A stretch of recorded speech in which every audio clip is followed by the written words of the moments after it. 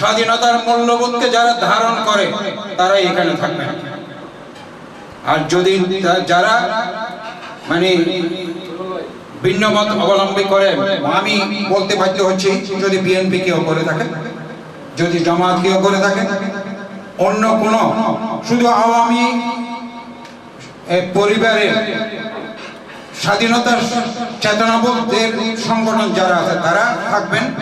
আমি বিনীত অনুরোধ করব এখানে যাতে কালকে আরেকটি কথা না উঠে, আমি ক্লিয়ার করে বলতে চাচ্ছি আমার বন্ধু বান্ধব যারা আছে সবার সামনে, যারা যদি বিএনপি ধারণ করেন তাদের প্রতি আমি শ্রদ্ধা রেখে, জামাত রাখেন তাদেরকে শ্রদ্ধা রেখে বলবো যে তারা তাদের এখান থেকে সম্মানের সহিত অবস্থান পরিবর্তন করে চলে যাবেন। আর যে কথাগুলো হবে সবগুলা গঠনমূলক হবে। কিসের জন্য হবে?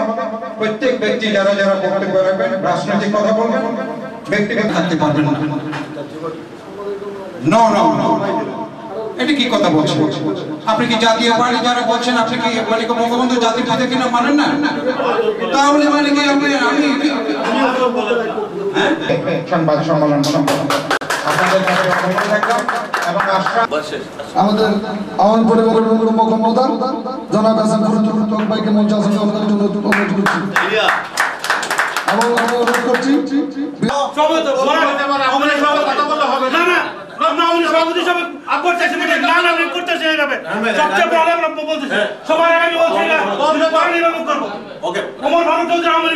আওয়ামী লীগের একাংশের সাবেক সভাপতি নজরুল ইসলাম সিসি ভাইকে আমি মঞ্চে আসন করছি।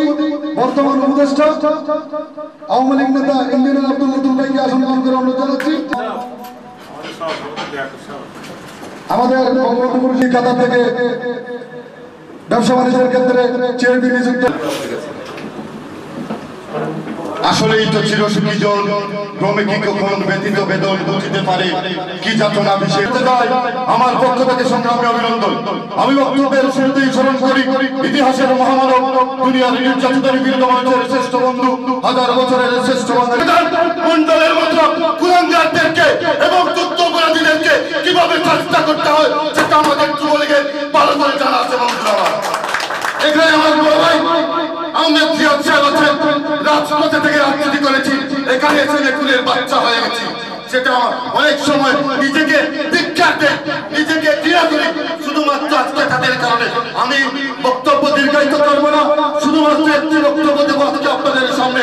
কারণ শিক্ষানীতি এক্সটেনশন অফ মুক্তিযুদ্ধ, যদি এই মুক্তিযুদ্ধের চেতনাকে যদি কেউ ধারণ করতে পারে না, তাহলে ধারণ করতে পারে সে রাজনীতি করতে পারবে।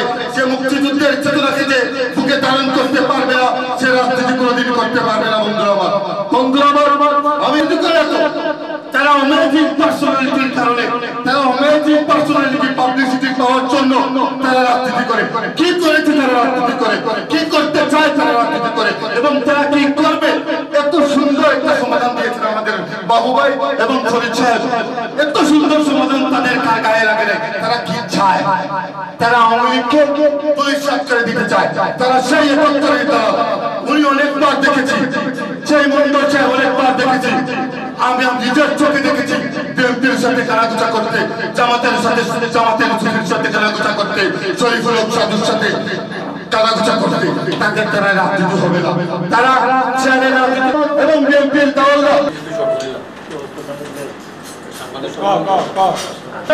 আমাদেরকে যদি প্রোটেকশন দেন। আমি সবাইকে অনুরোধ করবো বক্তব্য রাখার জন্য। এরপর যে বক্তব্য রাখার অনুরোধ জানাচ্ছি। আগত প্রিন্ট মিডিয়া, ইলেকট্রনিক মিডিয়া, সবাইকে অনেক ধন্যবাদ। আজকে যে আমরা যেখানে আমরা সবাই উপনীত হয়েছি, যে কারণটির জন্য, সেটি হচ্ছে আসলে নতুন আগন্তুক আমাদের মাঝে আওয়ামী নামধারী। তার নাম হলো টিঙ্কি শফিক।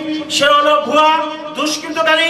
সে আগে কোরআন সুন্নাহ পরিষদ করতো, এর আগে বিএনপি করতো, তারপরে আওয়ামী লীগের বঙ্গবন্ধুর মুজিব কোড গায়ে দিয়ে এখন ভাইরাসের নাম আমরা শুনেছিলাম, আমরা দেখেছি সে বিভিন্ন সময় বিভিন্ন রাজনৈতিক সংগঠনের ছদ্মবেশে সে বিভিন্ন জায়গায় প্রোগ্রাম করত। একবার সে সুন্নি পরিষদ, একবার সৈনিক পরিষদ, সর্বশেষ আওয়ামী লীগ, এইভাবে সে বাংলাদেশ দূতাবাসের শফিক প্রধান যে যুবলীগ ব্যবহার করেছেন সম্পূর্ণ বানোয়াট ভুয়া মিথ্যা। আপনারা আমাদের যুবলীগের পক্ষ থেকে ওটা বলবেন যে আমাদের যুবলীগের কোনো সংশ্লিষ্টতা নাই। আর ইন ফিউচার আমাদের ভবিষ্যতে যদি, আমি এটাও বলতে চাই, ভবিষ্যতে যদি কেউ যুবলীগ নাম ব্যবহার করে কিছু বলতে চায়, যার নাম আপনারা বলতেছেন, আমি যতটুকু তার ব্যাপার জানি আর হয়তো কেউ জানে না, যেহেতু আমি সৈনিক লীগের একাধারে প্রায় 8 বছর সভাপতির দায়িত্ব পালন করেছিলাম। আমি প্রথমে এতটুকু জানতাম না তার ব্যাপারে, পরবর্তীতে যখন আমার গোচরে আসতে শুরু হলো তখন আমি তাকে টাইট করা চালু করছিলাম।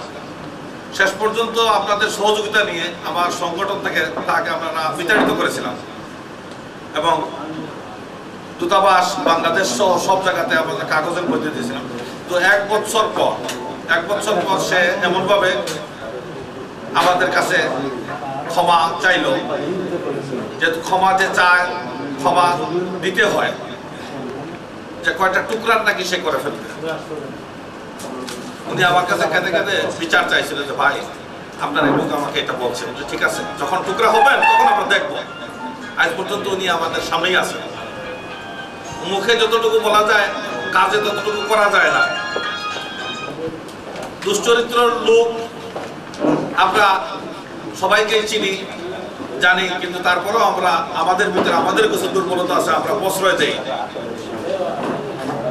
এখন সে যে কাজগুলা করতেছে আমাদের দেশের ভাবমূর্তি নষ্ট করতেছে, আমাদের কমিউনিটির ভাবমূর্তি বিকৃত করেছে।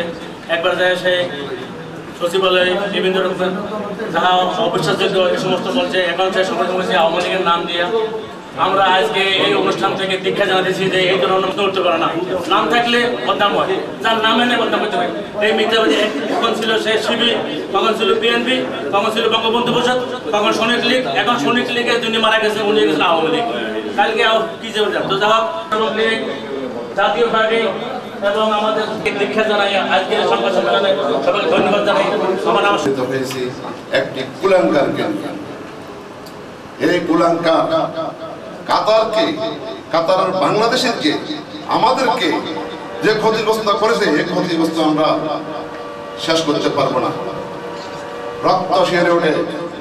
তুমি শাহাদাত সাহেব আমলে তুমি অনেক ডিস্টার্ব করেছো, তোমাকে সব দিকে দিন সুযোগ দেওয়া হয়েছে, কিন্তু তুমি কারো কথা রাখো না। এখন আসছো বিভিন্ন ওয়ে নিয়ে তুমি দিন ঝামেলা। কাতারে একমাত্র বঙ্গবন্ধু পরিষদের কোনো বিকল্প নাই, একটি বঙ্গবন্ধু পরিষদ বাকি আসছে দাঙ্গের খুশি হিসেবে। না জামাত, না বঙ্গবন্ধু পরিষদ, না কি সে মানুষটা কি, এটা আমি এখন মতো বুঝতে পারি না। নাম্বার 1, আমি তো বক্তব্য রাখি না, সবাই জানে। এবং আমার এই সিরিয়ালে সবাই এখানে যে সে বঙ্গবন্ধু পরিষদ দাবি করতেছে, বঙ্গবন্ধু পরিষদের শহীদ ভাই বলে গেছে যে ওনার কাছে অনুমতি নিচ্ছে নাকি। সে কিসের অনুমতি নিল? সে যে বললো যে আমরা 50 লক্ষ টাকা দিয়ে আমরা নাকি, আমি মোস্তফা, তারপরে আলম ভাই আর শফিক কলকাতা যায়, আমরা 50 লক্ষ টাকা দিয়ে আমার রেস্টুরেন্টের ভিতরে 1000 বারবেল আমরা মিটিং করে তাদেরকে কিনে ফেলছি। আমি তারে বলতে চাই, এই শুয়ার, এই কুত্তা, এই ডায়লগুলি আপনারা দিবেন।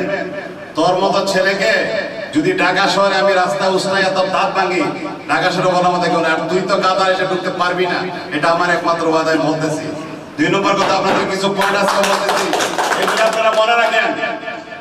সে প্রথম বাংলাদেশ স্কুলকে ভাঙবার জন্য আমার কাছে আসছে। আমি বলছি তুমি একবার আসছো, যদি আর কোনোদিন আসো আমার কাছে তো আমি তোমার কটাকাটা পাঠিয়ে দিব। একবার বলছিলাম, আর এটা হলো 2 নম্বর বার। এরপরে সে গেছে আমাদের অ্যাম্বাসেডারের কাছে যে আপনি স্কুলটাকে একেবারে চোরমার করে দিয়ে আপনি নতুন কমিটি করে নৌ কমিটিতে আমাকে ঢুকান।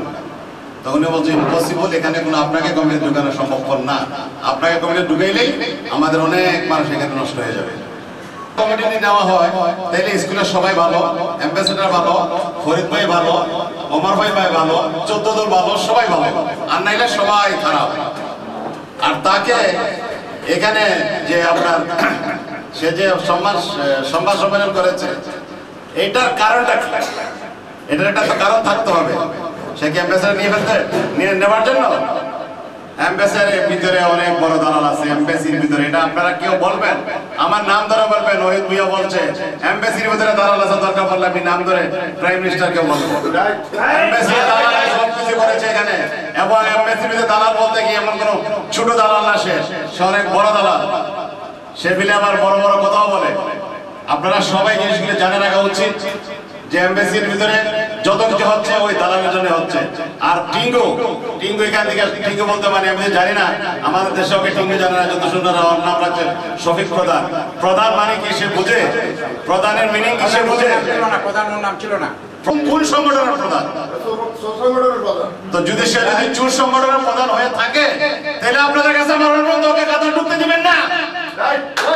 আপনারা যদি বাপের ছেলে হন, আজকে আমার সাথে ওয়াদা করেন আমি আছি, আমি আমার পাসপোর্ট সবার আগে কাতার থেকে ক্যান্সেল করব। আপনারা শুধু বলবেন আমি আওয়ামী লীগ, আমি যুবলীগ, আমি কি বঙ্গবন্ধু পরিষদ, এটা বললে হবে না, কাজ করতেই হবে। কারণ সে হয়েছে কাতারের নামে কলঙ্কিত, আমাদের নামে সে কলঙ্কিত। এই যে একটা অ্যাম্বাসেডারের যদি সে দিত, আমরা যেভাবে পারছি ট্যাকেল দিছি, জ্যাকজিসি করছি, সবাই আমরা করছি, যে যেখান থেকে পারছে করছে। কিন্তু এখানে আমাদের কিছু সাংবাদিক বাইরেও ছিল, ওরা এখন প্রচুর ঠিক হয়ে গেছে।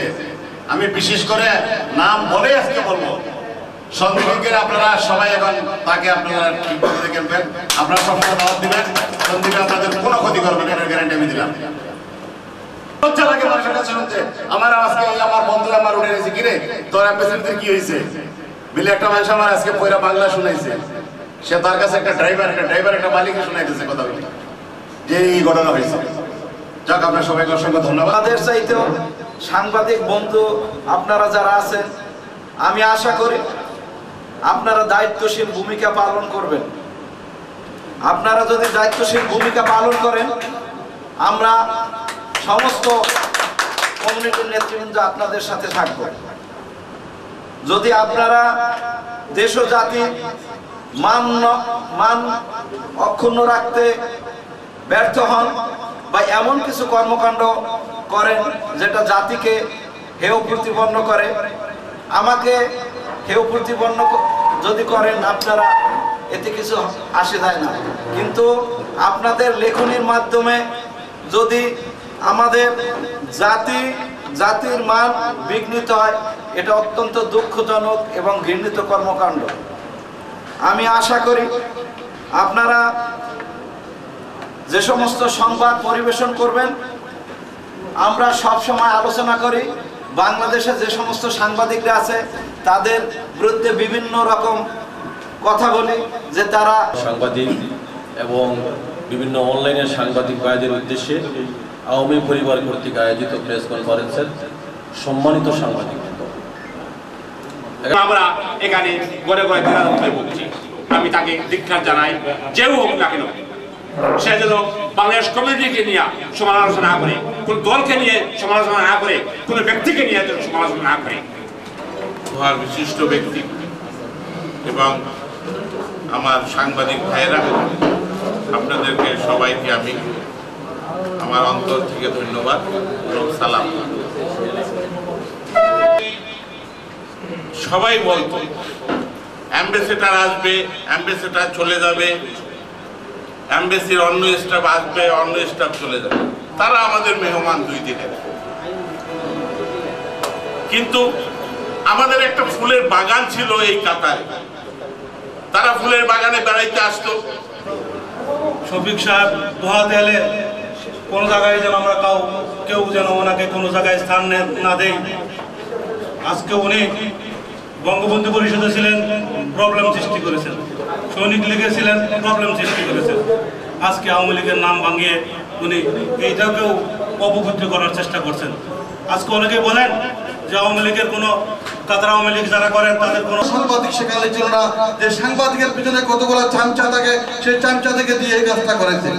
যদি কোনো সত্যিকারের কোনো সাংবাদিক খারাপ করতে পারেন, একটা খারাপ পক্ষে ভালো করতে পারেন, আপনাদের উপরে সবকিছু, আপনাদের কলমের উপর সবকিছু, মিডিয়ার উপর সবকিছু, আপনাদের প্রতি আমার অনুরোধ থাকবে আপনারা একটা ভালো লোকের জন্য যা করার, যা কিছু করার আপনারা করে যাবেন। আপনাদের প্রতি আমার অনুরোধ থাকবে, আপনারা যেখানে যান, আপনারা মিডিয়া, আপনারা আজকে ৩০-৩৫ বছর পর্যন্ত আমরা আছি, কিন্তু রাষ্ট্রদূত সাহেব আসবে যাবে, সরকারি কর্মচারী আসবে যাবে, তা অলরেডি বেশ কয়েকটা সাংবাদিক সম্মেলন হয়ে গেছে।